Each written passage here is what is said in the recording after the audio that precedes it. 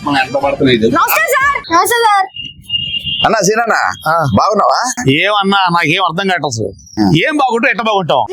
నీ ఆత్మ cinema act చేశానా? అవును. ఆ రోజు నుంచి నేను వెళ్తుంటే వెనక నుంచి మోత మోగిపోతుంది, కూర్చుంటే పక్క నుంచి పడుస్తున్నాయి, పడుకుంటే తట్టి లేపి ఐ లవ్ యూ చెప్తున్నాయి. ఏం చేద్దామంటావు మరి?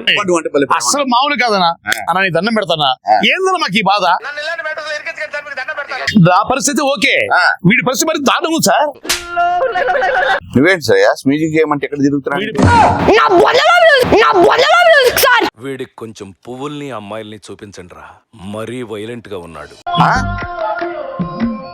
బొందలో మ్యూజిక్ అదేందయ్యా? నేను మ్యూజిక్ డైరెక్టర్ చేస్తే బొందలో మ్యూజిక్ అంటే ఏంది?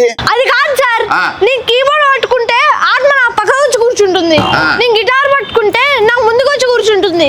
అంతా కాదని దుప్పటి కప్పుకుంటే లోపలికి వచ్చేసి నా మ్యూజిక్ అయిపోయిందా అని సర్గమలు ఆడుతున్నాయి సార్. అయితే ఆత్మలు మీతో చెడుగుళ్ళు ఆడుతున్నాయి అనమాట. ఈ ఆత్మకథను మీరు అందరూ ఆశీర్వదించండి, పెద్ద సక్సెస్ చేయాలని మనస్ఫూర్తిగా కోరుకుంటూ మీకు థ్యాంక్ యూ.